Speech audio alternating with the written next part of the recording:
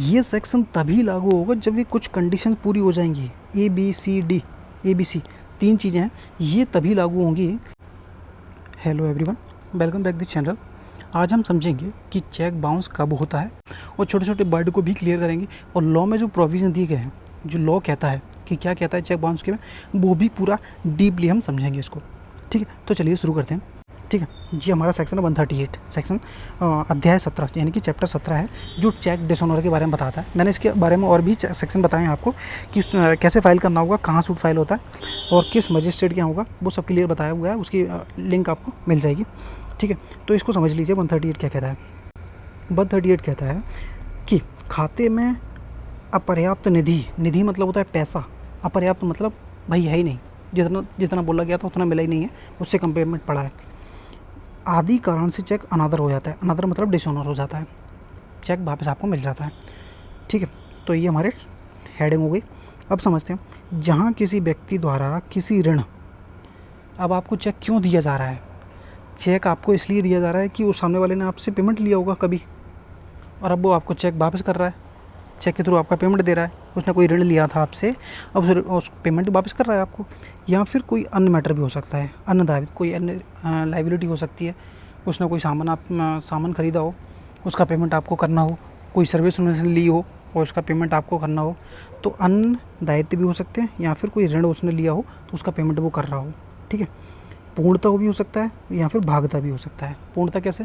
कि जितना उसने काम करवाया था, या फिर जितना उसने सर्विस लिया है, या फिर जितना उसने ऋण लिया था, उसका पूरा पेमेंट आपको एक बार में दे दे, या फिर कुछ पार्ट उसने कैश दे दिया, कुछ पार्ट उसने चेक के थ्रू दे दिया। तो ऐसे भी हो सकता है।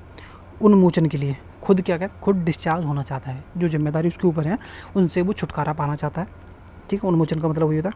उन्मोचन किसी बैंककार के पास अपने द्वारा रखे गए खाते में से किसी अन्य व्यक्ति को, यानी कि बैंककार को ना, बैंक है, इसके पास अपने खाते में रखे गए, यानी कि बैंक के पास जो उसके पैसे पड़े हैं, यानी कि जब आप अकाउंट खुलाते हो तो बैंक में पैसे रखते हो ना अपने, तो वही पैसे जो बैंक में आपके पड़े हैं किसी अन्य व्यक्ति को देने के लिए आप बैंक को डायरेक्ट करते हो कि ये मेरा चेक है, इस चेक में आप लिख के देते हो कि इतने इतने पैसे इस बंदे को पकड़ा दिए जाएँ, दे दिए जाएँ।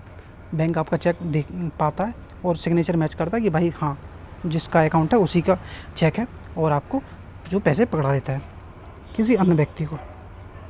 तो बैंक एक माध्यम है, सिर्फ चेक लिखा, उसके अकाउंट में जितने पैसे पड़े थे उसमें से बोला है कि मेरे अकाउंट में 10,000 रुपये पड़े हैं, इसको 10,000 रुपये निकाल के दे देना। तो चेक एक माध्यम होता है। ठीक है, अन्य व्यक्ति को धनराशि के लिए, संदाई के लिए लिखा गया है, कोई पैसे देने के लिए आपको चेक लिखा गया है बैंक के लिए।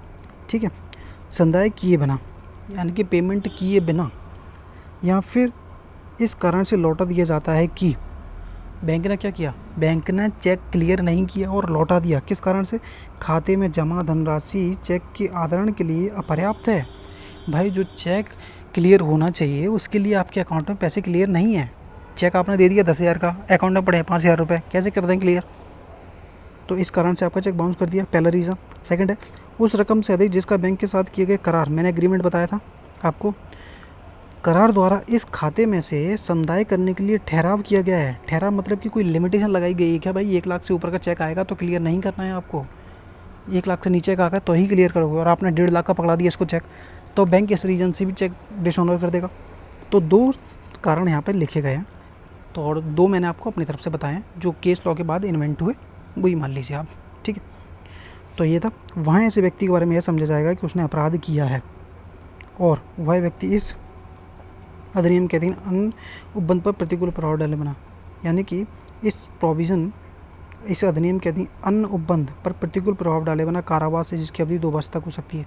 यानी कि चेक बाउंस के केसेस में अगर आप पढ़ते हो, फंसते हो, तो आपको 2 साल तक की सज़ा मिल सकती है। 2 साल तक की, 1 साल भी हो सकता है, 5 महीने भी हो सकते हैं, 6 महीने भी हो सकते हैं, मैक्सिमम लिखा है 2 साल तक। या फिर जुर्माने से, जो कि चेक की रकम का दोगुना हो सकता है। चेक आपका 10,000 का था तो आपको मैक्सिमम जो जुर्माना मिलेगा सामने वाले से, तो वो दोगुना तक हो सकता है चेक की रकम का। चेक 10,000 का था तो दोगुना 20,000 रुपये तक हो सकता है। तक का मतलब समझिए 20,000 ही नहीं मिलेंगे, 20,000 तक मैक्सिमम। 20,000 से ज़्यादा कोर्ट नहीं दे पाएगा आपको, मतलब कि चेक की रकम होगी उससे दोगुना नहीं दे पाएगा, लेकिन दोगुना तक दे सकता है। 10,000 से दोगुना कर देगा, 15,000 दे देगा, 18 दे देगा, 20 दे देगा। ठीक है, या फिर दोनों से, सज़ा भी दे दो आपको और आपको जुर्माना भी मिल जाएगा, दोनों चीज़ भी दिया जा सकती है। ठीक है, अब समझते हैं ये सेक्शन तभी लागू होगा जब ये कुछ कंडीशन पूरी हो जाएंगी। ABC 3 चीज़ें हैं, ये तभी लागू होंगी, ये सेक्शन तभी लागू होगा जब 3 कंडीशन पूरी हो जाएंगी। 3 कंडीशन क्या थी भाई? सबसे पहले आपको 3 महीने के अंदर अंदर चेक को बैंक में लगाना पड़ेगा। ठीक है, सबसे पहले आपको चेक बैंक में लगाना होगा 3 महीने के अंदर। पहले 6 महीने हुआ करता था, लेकिन अब 3 महीने के अंदर आपको बैंक में चेक लगाना होगा। और चेक पाने वाला होल्डर लेखी बल को, जो ड्रॉयर है, चेक लौटाए जाने के बाबत सूचना 30 दिन के भीतर, जो नोटिस आप दे रहे हो सामने वाले को, चेक बाउंस जिस दिन से होता है, जिस दिन चेक बाउंस होगा उसके 30 दिन के अंदर अंदर आपको नोटिस देना पड़ेगा ड्रॉयर को कि भाई जो आपने चेक मेरे को लिख कर दिया है उस चेक बाउंस हो चुका है इन 4 कारणों से। 4 कारण मैंने बताए थे आपको पिछले, ठीक है, उन कारणों से चेक बाउंस हो चुका है, तो आपको 30 दिन के अंदर अंदर नोटिस देना पड़ेगा, तो ही ये सेक्शन लागू होगा। 3 महीने के अंदर चेक को बैंक में लगाया तो ही ये वाला सेक्शन लागू होगा। और थर्ड सी क्या कहता है?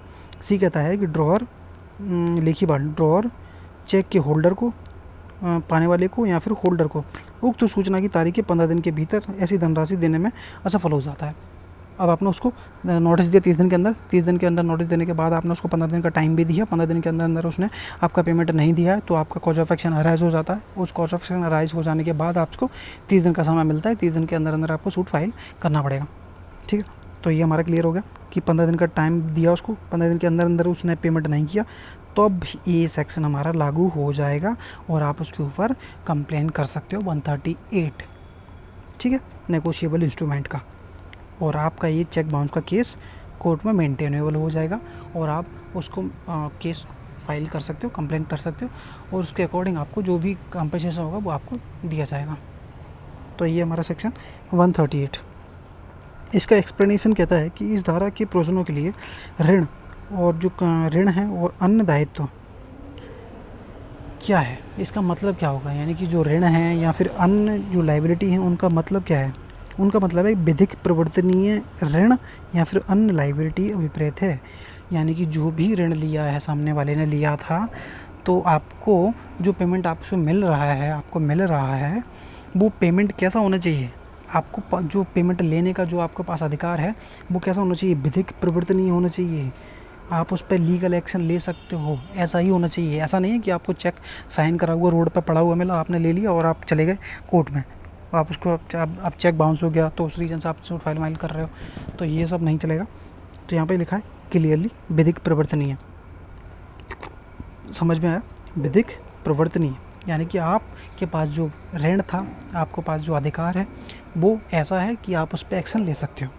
ठीक, तो ये था हमारा सेक्शन 138। कोई प्रोविज़न नहीं समझ में आया, कोई पॉइंट नहीं समझ में आया, ये सेक्शन मैंने आपको एक एक पॉइंट नहीं पढ़ के बताया क्योंकि मैंने पहले ही क्लियर आपको समझा दिया, तो आपको यहाँ पे क्लियर हो गया होगा। ठीक है, तब भी नहीं समझ में आया कमेंट डाल सकते हो, कमेंट में मैं क्लियर करा दूँगा। ठीक है, और भी कोई सेक्शन पढ़ना चाहते हो वो भी कमेंट कर दीजिएगा। वही हमारा डायग्राम था। ठीक है, यहाँ से क्लियर हो गया होगा आपका। 3 महीने के अंदर अंदर आपको चेक लगाना पड़ेगा बैंक में, 30 दिन का नोटिस देना पड़ेगा, 15 दिन का टाइम सामने वाले को देना पड़ेगा, 15 दिन के अंदर पेमेंट नहीं मिलता तो 30 दिन के अंदर अंदर सूट फाइल करना पड़ेगा, कंप्लेन करनी पड़ेगी। 4 रीज़न थे चेक बाउंस होने के: इनसफिशिएंट, लिमिटेशन, सिग्नेचर मिसमैच और अकाउंट क्लोज। ठीक है, इस कारण से आपका चेक बाउंस होता है तो आप सूट फाइल कर सकते हो, 138 का कंप्लेन कर सकते हो। ठीक है, और यदि कोई नहीं समझ में आए कंप्लेन मैं समझा दूँगा दोबारा, आप कमेंट डाल दीजिएगा। ठीक है, थैंक यू। और चैनल को सब्सक्राइब ज़रूर करना भाई, सब्सक्राइब नहीं करते हो आप लोग, और वीडियो को लाइक भी कर दिया करो। Thank you.